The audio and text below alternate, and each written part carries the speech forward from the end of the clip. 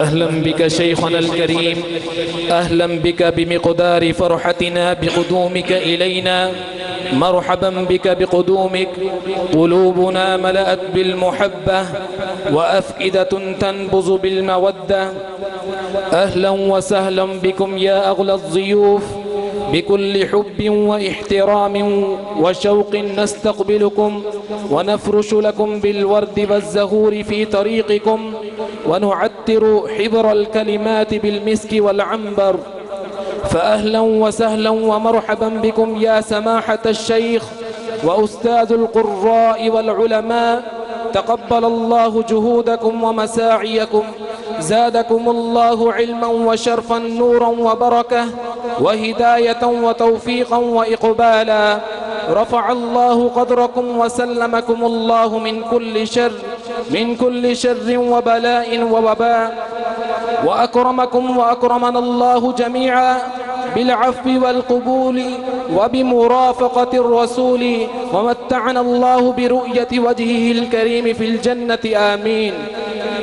دعوت دیتا ہوں استاذ الاساتذہ فضیلت الشیخ محترم جناب قاری صہیب احمد میر محمدی صاحب حفظہ اللہ تعالیٰ کو کہ وہ تشریف لائیں اور خطاب فرمائیں۔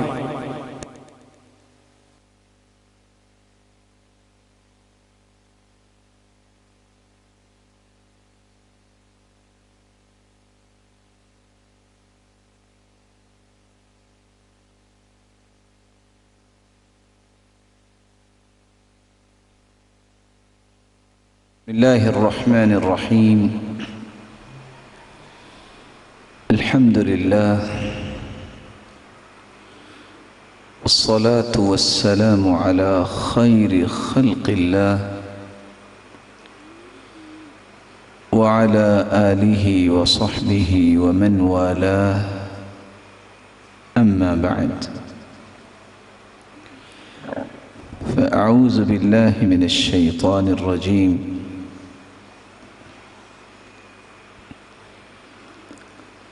إنا نحن نزلنا الذكر وإنا له لحافظون.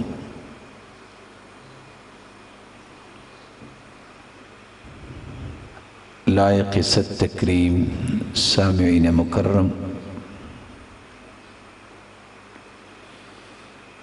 اللہ ذوالجلال جو ہم سب کے خالق و مالک اور رازق ہیں،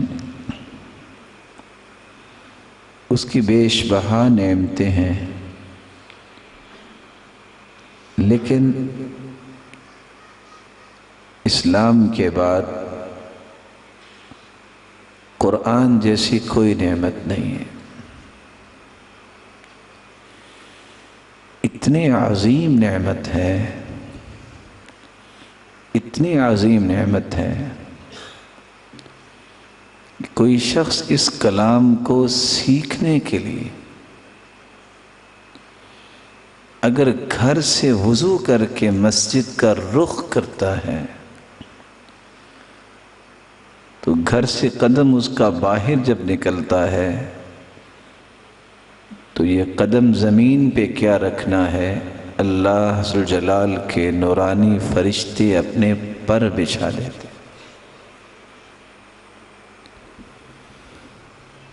ہر اٹھنے والا قدم كتب اللہ له بكل خطوة يخطوها حسنة۔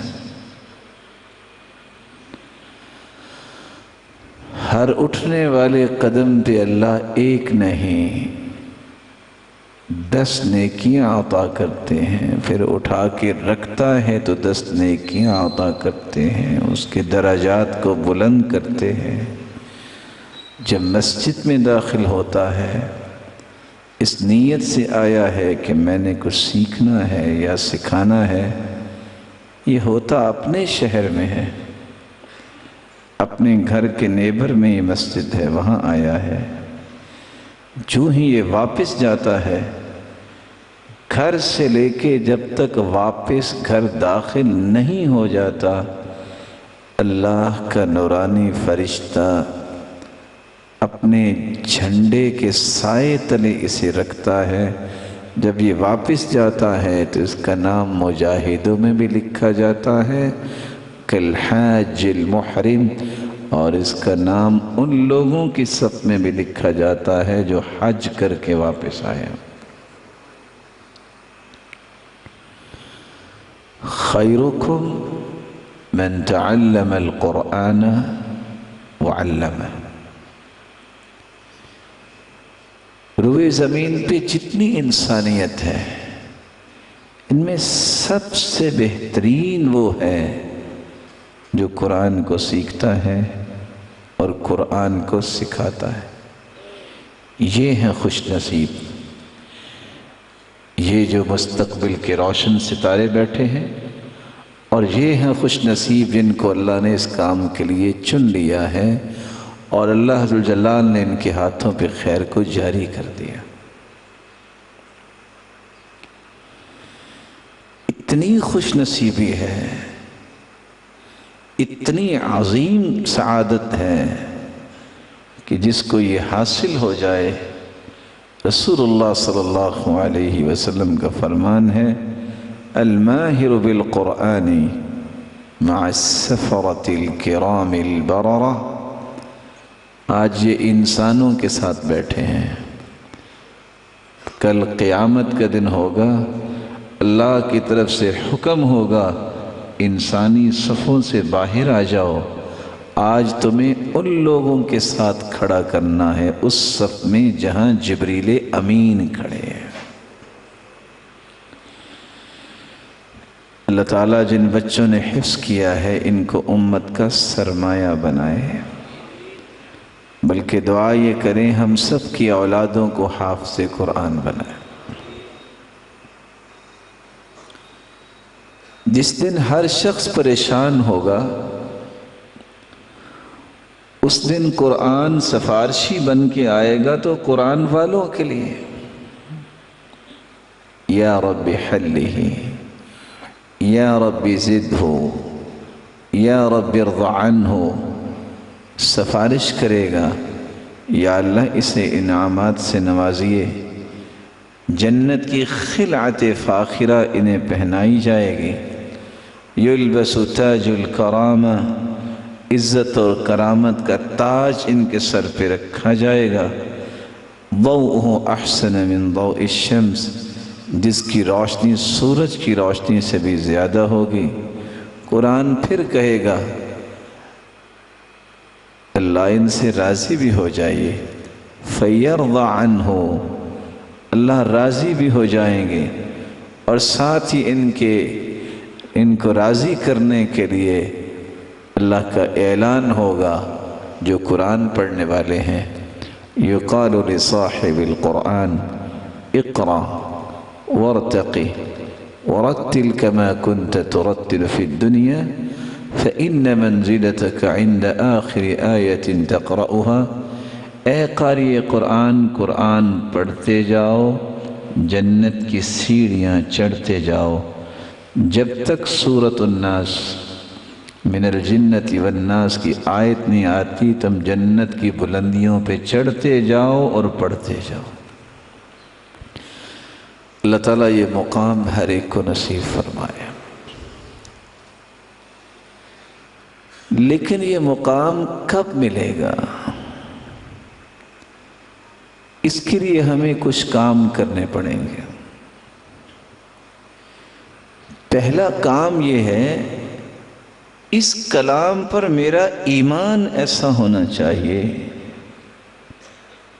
جس طرح صحابہ کا ایمان تھا کہ یہ اللہ کی حقیقی کلام ہے، جس طرح نازل ہوئی اسی طرح من وعن آج بھی محفوظ ہے، اور دنیا جہان کی اعلیٰ کلام ہے، اور دنیا جہان کے علوم اکٹھے کر لیے جائیں تو قرآن مجید کے علم و معرفت کا مقابلہ نہیں کر سکتے۔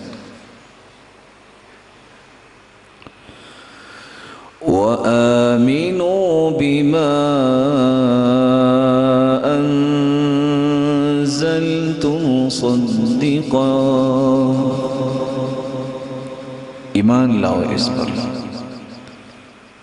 جس میں شک کی گنجائش نہ ہو۔ اس کی ایک ایک آیت میری زندگی کے مختلف شعبوں کو روشن کرنے کے لیے کافی ہے۔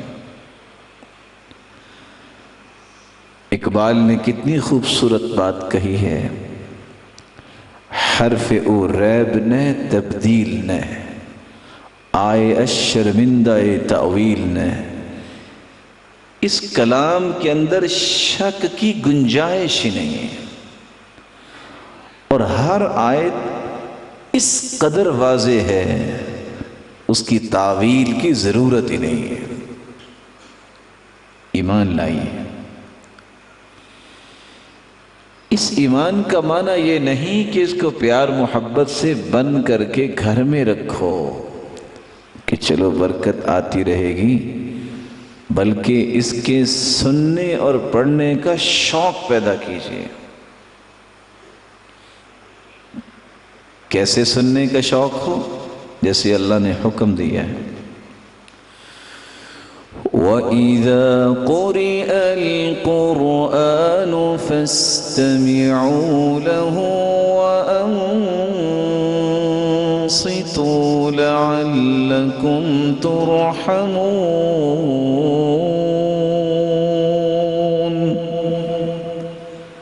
جب قرآن پڑھا جائے غور سے سنو،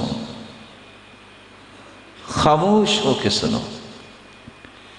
یہ غور سے سننے اور خاموش رہ کے سننا اتنا اللہ کو پیارا لگتا ہے، اللہ جلال اپنی رحمت کی برکھا نازل کر دیتے ہیں۔ اگر آپ سے ایک بات میں کہوں ادب سے تو آپ ناراض تو نہیں ہوں گے؟ نہیں بولے؟ دو چار بھائی بولے ہیں بس، ناراض ہوئیے گا بھی نہ، غصہ نہ کیجیے۔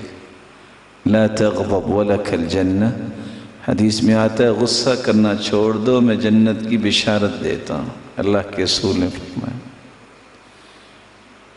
کتنا اچھا ہوتا، اس قدر خوبصورت قرآن کی تلاوت ہو رہی تھی، قرآن کی تلاوت کو جاری رکھا جاتا۔ میرے بھائی، کسی مخلوق کی وجہ سے خالق کی کلام کو منقطع نہیں کیا کرتے، اس لیے زندگی میں آئندہ سے اللہ سے توبہ کریں۔ دنیا کا کوئی شخص آ جائے، قرآن سے بڑی چیز دنیا میں ہے ہی کوئی نہیں۔ میں جب تک اللہ کی کلام کی عزت نہیں کروں گا، اس وقت تک اللہ کے ہاں میری کوئی قیمت نہیں۔ وقت کا گورنر بیت اللہ میں جب آیا تھا تو وہاں تلاوت کرنے کے لیے بیٹھے ہوئے تھے سالم مولا ابی حذیفہ۔ لوگوں نے کہا یہ سالم ہے، تو وقت کے گورنر نے رک کے کہا تھا سالم، وَسَالِمٌ لَا يَلْتَفِتْ، سالم نے دیکھا بھی نہیں۔ پھر کہا، یہاں تک کہ گورنر بیٹھ گیا، کہتا یا سالم، وَسَالِمٌ لَا يَلْتَفِتْ، سالم نے پھر بھی نہیں دیکھا۔ فَهَزَّهُ هَزًّا، اس کو تھوڑا سا حرکت دی، سالم مجھے پہچانتے ہو میں کون ہوں؟ سالم نے جب نظریں اٹھائی تو اس کی آنکھوں سے آنسوؤں کی رم جم جاری تھی۔ گورنر کہتے ہیں مانگو جو مانگتے ہو۔ کہا جانتے ہو میں کہاں بیٹھا ہوں؟ میں اس جگہ بیٹھا ہوں جس جیسی دنیا میں کوئی جگہ نہیں، میں اس سے مانگ رہا ہوں جو سب کچھ دے سکتا ہے، لیکن میں اس سے بھی جنت ہی مانگ رہا ہوں، دنیا نہیں مانگ رہا۔ تم تو کچھ دے ہی نہیں سکتے، میں تجھ سے کیا مانگوں گا؟ اللہ آپ سب کو عزت دے۔ تو آپ وعدہ کرتے ہیں کہ زندگی میں ایسا کام نہیں کریں گے؟ قرآن پڑھا جا رہا ہو، اس وقت میری اور آپ کی زندگی کا طریقہ یہ ہونا چاہیے، ہم قرآن سے بڑی چیز کسی کو نہیں سمجھتے۔ یاد رہے گا انشاءاللہ؟ میرا تو جی چاہتا تھا کہ ہم 4 بجے تک قاری صاحب کی تلاوت ہی سنتے۔ اللہ جانتا ہے اس قدر سرور ملتا ہے قرآن سننے سے کہ دنیا کے کسی کھانے میں اللہ نے وہ لذت رکھی نہیں ہے جو قرآن سننے اور پڑھنے میں اللہ نے رکھی۔ اس قدر جو ہے وہ سر سے پاؤں تک سرشاری انسان کے جسم میں آ جاتی ہے، جیسے دنیا جہان کا سب سے بڑا خزانہ اس کے ہاتھ میں آ گیا ہے۔ وہ ایسے ہوا میں اڑتا نظر آتا ہے، اتنی خوش قسمتی کہ میرے کانوں میں اللہ کی کلام آ گئی۔ اللہ تعالیٰ ہمیں منہج مضبوط عطا فرمائے اور قرآن کی قدر کی توفیق عطا فرمائے۔ اس کے پڑھنے کا ذوق پیدا کیجئے، جیسے پڑھنے کا حق ہے۔ آپ نے سنی تلاوت؟ سبحان اللہ، اللہ تعالیٰ ان کی زندگی میں برکت فرمائے۔ اور ہمارے ایک اور بھی محترم قاری صاحب بیٹھے ہیں جو بہت عمدہ پڑھتے ہیں ماشاءاللہ۔ یہ قراء جو ہیں، یہ علماء، یہ اصل معاشرے کا چہرہ یہ ہے۔ ان سے پتہ چلتا ہے کہ کسی قوم کتنی بلند ہے۔ جہاں اللہ کے رسول صلی اللہ علیہ وسلم نے فرما دیا تھا، ایک صحابی بہت خوبصورت قرآن پڑھتے تھے، تو اللہ کے رسول نے فرمایا، یا اللہ تیرا شکر ہے میری امت میں ایسے بھی قرآن پڑھنے والے ہیں۔ اللہ اکبر۔ عباد رضی اللہ تعالی عنہ، الذین آتیناہم الکتاب یتلونہ حق تلاوته أولئك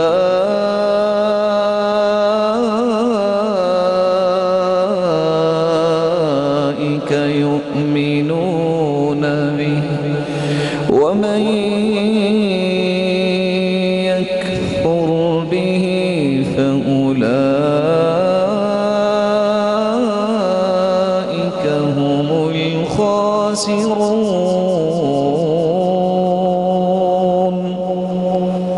جن کو ہم نے کتاب دی ہے وہ کتاب کو اس قدر خوبصورت پڑھتے ہیں جو اس کے پڑھنے کا حق ہے۔ یہی اصل میں ایمان والے ہیں۔ اور جو اس قرآن کا انکار کرتے ہیں، کفر کرتے ہیں، اس سے بڑا تو خسارے والا ہی کوئی نہیں۔ یہاں بات تو پڑھنے کی آ رہی تھی، آگے کفر کیسے آ گیا؟ علماء کہتے ہیں جو قرآن کو پڑھنے کا حق ادا نہیں کرتا، یہ بھی اس کے لیے ناشکری ہے۔ کتنی بڑی نعمت کی وہ شکر گزاری نہیں کرتا۔ ایک تیسرا کام بھی آپ کو کرنا ہوگا جس سے یہ بڑے بڑے انعامات ملیں گے۔ اس قرآن کو غور سے معانی کو سمجھتے ہوئے تدبر کرتے پڑھا کریں۔ اس سے انسان کے دل کے روگ ختم ہوتے ہیں، انسان کی زندگی میں انقلاب آتا ہے۔ کتاب انزلناہ الیک مبارک لیدبروا آیاتہ ولیتذکر اولو الالباب۔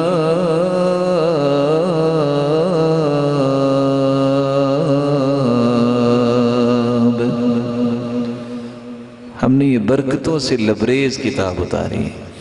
کتنی برکتیں ہیں، کتنی برکتیں ہیں۔ لم ارى خلیلا يرفع قدر خلیلہ کالقرآن۔ فضیل بن عیاض کہتے ہیں میں نے دنیا میں کوئی ایسا دوست دیکھا ہی نہیں جو اپنے دوست کو اتنا بلند کرے جتنا قرآن بلند کرتا ہے۔ اس قرآن سے تعلق جوڑیے۔ کیسا تعلق؟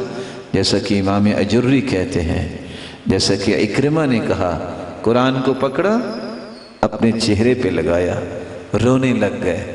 پوچھا کیا ہوا؟ کہتے میں کتنا خوش نصیب ہوں کہ قرآن میری قسمت میں ہو گیا، میں اسلام قبول کر بیٹھا۔ اگر میں نے اسلام قبول نہ کیا ہوتا تو میں کتنا بدقسمت ہوتا کہ اللہ کی کلام میرے نصیب میں نہ ہوتی۔ ایک چوتھا کام بھی آپ کو کرنا ہوگا، اس قرآن کو یاد کیجئے۔ یہ چھوٹے چھوٹے ننھے پھول اللہ ان کو والدین کی آنکھوں کی ٹھنڈک بنائے، صدقہ جاریہ بنائے۔ یہ وہ ہیں جن کو اللہ ذوالجلال نے توفیق دی ہے، اور خوش نصیب ہیں والدین جنہوں نے اپنے بچوں کو اس مشن پہ لگا دیا۔ جب قیامت کے دن تاج سجایا جائے گا والدین کے سر پہ، تو والدین بھی پوچھیں گے یا ربی بما کسینا، اللہ یہ تاج کیوں ہمیں پہنایا گیا؟ تہجد پڑھتے تھے، صدقہ کرتے تھے، نمازیں پڑھتے تھے، یہ سارے عمل ہوں گے، لیکن جواب کیا ملے گا؟ بِأَخْذِ وَلَدِكُمَ الْقُرْآنِ بِتَعْلِيمِ وَلَدِكُمَ الْقُرْآنِ۔ میرے بندے نہیں، تو نے اپنے ہاتھ سے اپنے بچے کے ہاتھ میں قرآن تھما دیا، تو نے اپنے بچے کو قرآن کی تعلیم سے آراستہ و پیراستہ کیا۔ آج اسی وجہ سے تیرے سر پہ تاج سجایا گیا ہے جس کی روشنی سورج سے بھی زیادہ ہے۔ بل هو آیات بینات فی صدور الذین اوتوا العلم وما يجحد بآیاتنا إلا الظالمون۔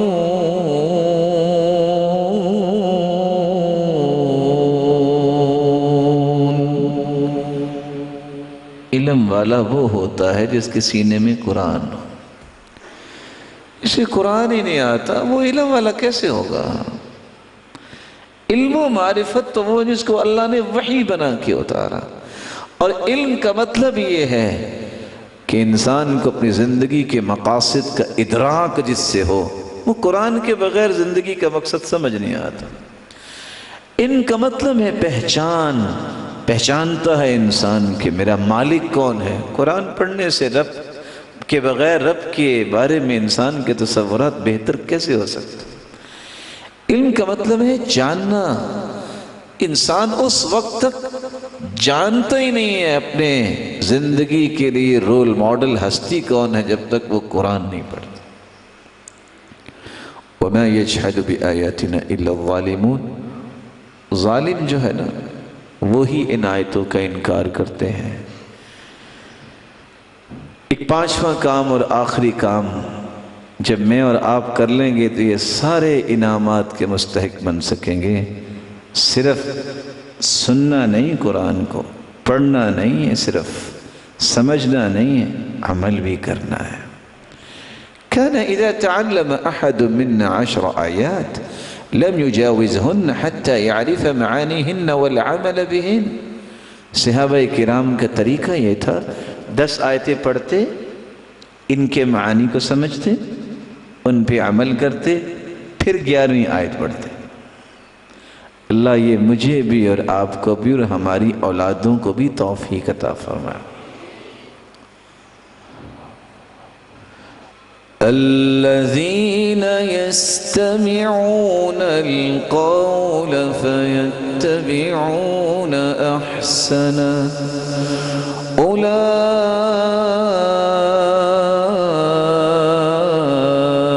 الذین ہداہم اللہ وأولئک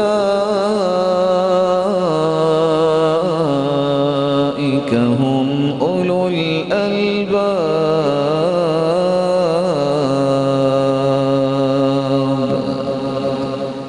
جو قرآن کو غور سے سنتے ہیں پھر عمل بھی اتنا خوبصورت ہی کرتے ہیں۔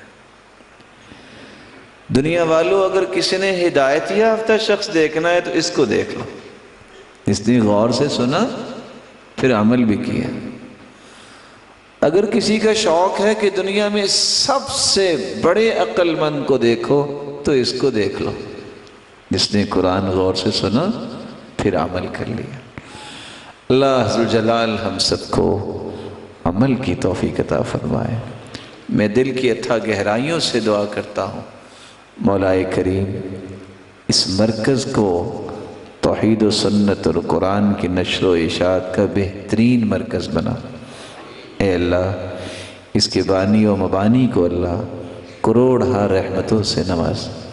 مولا کریم یہ اساتذہ گرامی ان کی بہت خوبصورت محنت ہے، ان کا اہتمام الہ العالمین ان کے لیے توشہ آخرت بنا، ان کے ہاتھوں اور زبانوں پہ اور خیر کو جاری فرما، اور حفظ کرنے والے ان کو عالمی ربانی بنا، والدین کی آنکھوں کی ٹھنڈک اور امت کا سرمایہ اور اثاثہ بنا۔ الہ العالمین یہ جتنے روشن چہرے بیٹھے ان کی اولادوں کو بھی حافظ قرآن بنا، اور قیامت کے دن جس طرح تیرے گھر میں اللہ جمع ہے ان سب کو جنت الفردوس میں ان کے والدین ان کی اولادوں کے ساتھ اپنے محبوب کے ساتھ جمع فرما اور اپنے دیدار کا مستحق بنا۔ وآخر دعوانا الحمدللہ۔